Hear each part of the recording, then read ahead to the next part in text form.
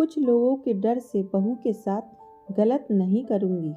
सुलेखा जी ने अपना खानदानी रानी हार तिजोरी में से निकाला और उसे प्यार से देखने लगी। तभी उसे खोजते हुए उसकी ननद अंबिका और बेटी बबली आ गई। रानी हार को देखते ही दोनों की आंखें चमक उठी। वाह भाभी, ये रानी हार तो अभी भी वैसे ही दमक रहा है जैसे माँ के गले में चमकता था। अंबिका ने हसरत भरी नजरों से देखते हुए कहा, बुआ सही कह रही हैं मम्मी, इस रानी हार की चमक फीकी नहीं हुई है। बबली की भी नजरें उसी हार पर टिक गई। चमक क्यों फीकी होगी, खानदानी हार है, पुराना समय का खरा सोना है। इसमें पुरखों की परंपरा के तहत सास अपनी बहू को देती है और आज मैं इसे अपनी बहू को दूंगी। सुलेखा ने हार को डिब्बे में पैक करते हुए कहा, भाभी आप एक बात कहना भूल गई कि सास अपनी बहू को तब देती है जब वो वंश को आगे बढ़ाने वाला संतान यानी पुत्र को जन्म देती है, लेकिन आपकी बहू ने तो पुत्री को जन्म दिया है। लोग 10 तरह की बातें पहले ही बना रहे हैं और अब आप उन लोगों को और बातें कहने का मौका दे रही हैं। मेरी बात मानिए और यह रानी हार आप अपनी बबली को दे दीजिए। पहली बात, बबली आपकी ही बेटी है और इसने आपको बेटे की नानी बनाया है। पहली बार यह अपने बेटे को लेकर मायके आई है तो इसका भी कुछ हक बनता है। यह रानी हार देने से इसकी मायके में भी इज्जत बढ़ जाएगी। फिर बबली की ओर इशारा करती हुई अंबिका ने कहा, क्यों बबली, मैंने कुछ गलत कहा क्या? तुम्हें नहीं लगता कि इस रानी हार पर तुम्हारा हक है, ना कि तुम्हारी भाभी का, जिसने खानदान को वंश ही नहीं दिया? मम्मी बुआ सही कह रही हैं। क्या आप नहीं चाहती कि ससुराल में मेरी इज्जत बढ़े? आप यह रानी हार मुझे दे दो और भाभी को कोई अपने पास से हल्का हार निकाल कर दे दो। बबली ने अपनी बुआ की बात का समर्थन किया। चुप रहो दोनों, मैं तुम दोनों की लालची नीयत अच्छे से समझ रही हूँ। लोगों का क्या, लोग तो कुछ भी कहते हैं। लोगों के डर से क्या मैं सही और गलत की पहचान भी भूल जाऊं?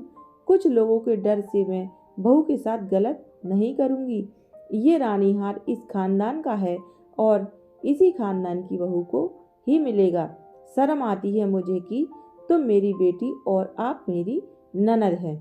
लालच में तुम लोग यह भी बिसरा बैठी हो कि तुम दोनों भी इसी खानदान की लड़की हो। लड़की होने के कारण तुम लोगों को सब कुछ लड़कों से अधिक ही मिला है, कम कभी नहीं। सुलेखा जी ने अंबिका और बबली को आड़े हाथ लिया। अंबिका, तुम तो बहुत समझदार हो और बबली की बातों में आ गई। बबली की नजरों में यह रानी हार तभी से खटक रहा है जब से इसे देखा। एक बार अपने ससुराल की शादी में उन पर अपनी अमीरी का रौब झाड़ने के लिए इसने मुझसे यह रानी हार मांगा था। मैंने विश्वास करके इसे दिया भी, लेकिन रानी हार पाते ही इसकी नीयत डोल गई और वापस करने से इनकार कर दिया। जब भी हार के बारे में पूछती तो यह बहाने बनाती। जब इसे कहा कि रानी हार या मायका दोनों में से एक तुझे चुनना होगा, तब बहुत ही भारी दिल से इसने वापस किया और अब कोई ना कोई मौका ढूंढती है जिससे रानी हार यह ले सके। अब की बार इसने आपको बेवकूफ बनाया और अपनी बातों में उलझा दिया। लोग क्या कहेंगे? सुलेखा से सच्चाई सुनकर अंबिका ने गुस्से से बबली को देखा। वाह बबली, तुम तो बहुत होशियार निकली।